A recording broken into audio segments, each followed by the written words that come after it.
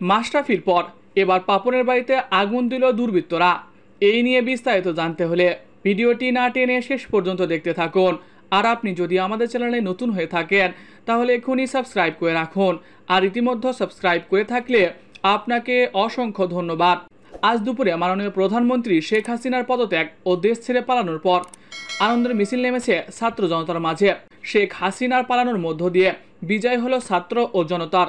চলছে চারিদিকে বিজয় মিছিল, খুশিতে মিষ্টি বিতরণ হচ্ছে পুরো বাংলাদেশে।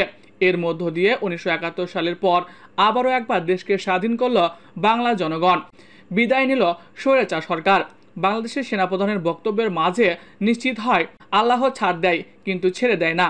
এরপর থেকে বিভিন্ন নেতাকর্মীদের বাড়িতে আগুন দেয় দুর্বৃত্তরা।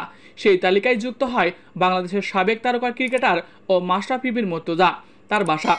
তার বাসভবনে আগুন ও লুটপাট চালায় দুর্বৃত্তরা।